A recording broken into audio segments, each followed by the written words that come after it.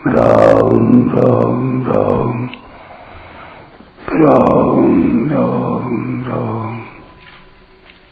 राम राम राम नारायण नारायण। ऐसे मनुष्य भोजन करते समय ही अपने को उसका भोक्ता अर्थात भोजन करने वाला मानता है, भोजन करने के बाद नहीं। ऐसे ही कर्मयोगी किसी क्रिया को करते समय ही अपने को उस क्रिया का कर्ता मानता है, अन्य समय में नहीं। जैसे कर्मयोगी व्याख्यानदाता है और लोगों में उसकी बड़ी प्रतिष्ठा है, परंतु कभी व्याख्यान सुनने का काम पड़ जाए तो वह कहीं भी बैठकर सुगमता पूर्वक व्याख्यान सुन सकता है। उस समय उसे न आदर की आवश्यकता होती है, न उच्च आसन की आवश्यकता होती है, क्योंकि वह तब अपने को श्रोता मानता है, व्याख्यानदाता नहीं मानता। कभी व्याख्यान देने के बाद उसे कोई कमरा साफ करने का काम प्राप्त हो जाए तो उस काम को वैसे ही तत्परता के साथ करता है जैसे तत्परता से वह व्याख्यान देने का कार्य करता था। उसके मन में थोड़ा भी यह भाव नहीं आता कि इतना बड़ा व्याख्यानदाता होकर मैं ये कमरा सफाई का तुच्छ काम कैसे कर सकता हूं, लोग क्या कहेंगे, मेरी इज्जत धूल में मिल जाएगी, इत्यादि इत्यादि। वह अपने को व्याख्यान देते समय व्याख्यानदाता, कथा श्रवण के समय श्रोता और कमरा साफ करते समय कमरा साफ करने वाला मानता है। अतः उसका कर्तृत्वाभिमान निरंतर नहीं रहता। जो वस्तु निरंतर नहीं रहती अपितु बदलती रहती है वह वास्तव में नहीं होती और उसका संबंध भी निरंतर नहीं रहता। ये सिद्धांत है। इस सिद्धांत पर दृष्टि जाते ही साधक को वास्तविकता का अनुभव हो जाता है, अर्थात वह कर्तृत्वाभिमान से स्वतः ही रहित हो जाता है। कर्मयोगी सब क्रियाएं उसी भाव से करता है जिस भाव से नाटक में एक स्वांगधारी पात्र करता है।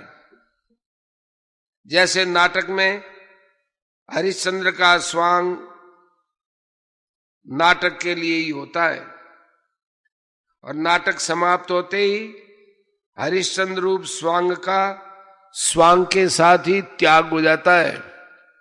ऐसे ही कर्मयोगी का कर्तापन भी स्वांग के समान केवल क्रिया करने तक ही सीमित रहता है। जैसे नाटक में हरिश्चंद्र बना हुआ व्यक्ति हरिश्चंद्र की सब क्रियाएं करते हुए भी वास्तव में अपने को उन क्रियाओं का कर्ता माने मैं तो वास्तविक हरिश्चंद्र ही हूं ऐसा नहीं मानता है। ऐसे ही कर्मयोगी शास्त्रविद संपूर्ण कर्मों को करते हुए भी वास्तव में अपने को इन क्रियाओं का कर्ता नहीं मानता। कर्मयोगी शरीर आदि सब पदार्थों को स्वांग की तरह अपना और अपने लिए मानकर उन्हें संसार की सेवा में लगाता है। अतः किसी भी अवस्था में कर्मयोगी में किंचन मात्र भी कर्तृत्वाभिमान नहीं रह सकता। कर्मयोगी जैसे कर्तृत्व को अपने में निरंतर नहीं मानता, ऐसे ही माता पिता स्त्री पुत्र भाई भौजाई आदि के साथ अपना संबंध भी निरंतर नहीं मानता। केवल सेवा करते समय ही उनके साथ अपना संबंध मानता है। जैसे यदि कोई पति है तो पत्नी के लिए पति है, अर्थात पत्नी कर्कशा हो, कुरूपा हो, कलह करने वाली हो, पर उसे पत्नी रूप में स्वीकार कर लिया तो अपनी योग्यता सामर्थ्य के अनुसार उसका भरण पोषण करना पति का कर्तव्य होता है। पति के नाते उसके सुधार की बात कह देनी चाहिए, चाहे वो माने या न माने। हर समय अपने को पति नहीं मानता है, क्योंकि इस जन्म से पहले वो पत्नी थी इसका क्या पता,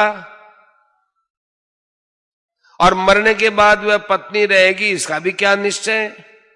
तथा वर्तमान में भी वह किसी की माँ है, किसी की पुत्री है, किसी की बहन है, किसी की भाभी है, किसी की ननद है, आदि आदि।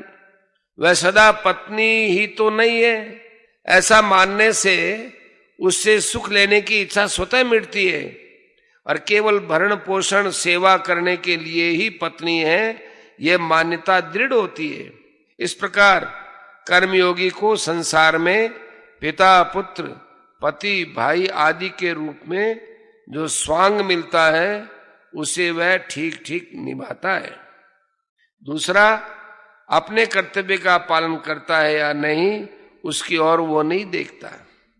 अपने में कर्तृत्वाभिमान होने से ही दूसरों के कर्तव्य पर दृष्टि जाती है और दूसरों के कर्तव्य पर दृष्टि जाते ही मनुष्य अपने कर्तव्य से गिर जाता है, क्योंकि दूसरे का कर्तव्य देखना अपना कर्तव्य थोड़े है।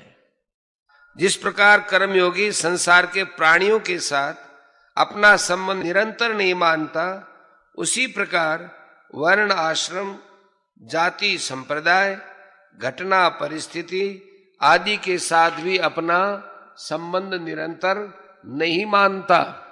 जो वस्तु निरंतर नहीं है उसका अभाव स्वतः है, अतः कर्मयोगी का कर्तृत्वाभिमान स्वतः मिट जाता है। मार्मिक बात, जिसमें कर्तृत्व नहीं है उस परमात्मा के साथ प्राणी मात्र की स्वतः सिद्ध एकता है। साधक के भूल ये होती है कि वह इस वास्तविकता की तरफ ध्यान नहीं देता। जिस प्रकार झूला कितनी तेजी से आगे पीछे क्यों न जाए, हर बार वह समता में आता ही है। अर्थात जहां से झूले की रस्सी बंधी है उसकी सीध में आगे या पीछे जाते समय एक बार आता ही है। इसी प्रकार प्रत्येक क्रिया के बाद अक्रिय अवस्था आती है। दूसरे शब्दों में पहले क्रिया के अंत और दूसरी क्रिया के आरंभ के बीच में और प्रत्येक संकल्प तथा विकल्प के बीच में समता रहती ही है। दूसरी बात, यदि वास्तविक दृष्टि से देखा जाए तो झूला झूलते हुए विषम दिखने पर भी निरंतर समता में ही रहता है। अर्थात झूला आगे पीछे जाते समय भी निरंतर जहां से झूले की रस्सी बंधी है उसकी सीध में ही रहता है। इसी प्रकार जीव भी प्रत्येक क्रिया में समता में ही स्थित रहता है। परमात्मा से उसकी एकता निरंतर रहती है। क्रिया करते समय समता में स्थिति न दिखने पर भी वास्तव में समता रहती है। जिसका कोई अनुभव करना चाहे तो क्रिया समाप्त होते ही उस समता का अनुभव हो जाता है। यदि साधक इस विषय में निरंतर सावधान रहे तो उसे निरंतर रहने वाली समता या परमात्मा से अपनी एकता का अनुभव हो जाता है, जहां कर्तृत्व नहीं है। माने हुए कर्तृत्वाभिमान को मिटाने के लिए प्रतीति और प्राप्ति का भेद समझ लेना आवश्यक है। जो दिखता तो है पर मिलता नहीं उसे प्रतीति कहते हैं, और जो मिलता है पर दिखता नहीं उसे प्राप्त कहते हैं। देखने, सुनने आदि में आने वाला प्रतिक्षण परिवर्तनशील संसार प्रतीति है और सर्वत्र नित्य परिपूर्ण परमात्म तत्व प्राप्त है। परमात्म तत्व ब्रह्मा से चींटी पर्यंत सबको समान रूप से स्वतः प्राप्त है। इदंता से दिखने वाले ही प्रतीति का प्रतिक्षण अभाव हो रहा है। दृश्य मात्र प्रतिक्षण अदृश्य में जा रहा है। जिनसे प्रतीतियां होती हैं वे इंद्रियां, मन, बुद्धि आदि भी प्रतीति है। नित्य अचल रहने वाले स्वयं को प्रतीति की प्राप्ति नहीं होती। सदा सब में रहने वाला परमात्म तत्व स्वयं को नित्य प्राप्त है, इसलिए प्रतीति अभाव रूप और प्राप्त भाव रूप है। ना सतो विद्यते भावो और ना भावो विद्यते सत है। 2:16। यावन मात्र पदार्थ और क्रिया प्रतीति है। क्रिया मात्र अक्रियता में लीन होती है। प्रत्येक क्रिया के आदि और अंत में सहज स्वतः सिद्ध अक्रिय तत्व विद्यमान रहता है। जो आदि और अंत में होता है वही मध्य में भी होता है, यह सिद्धांत है।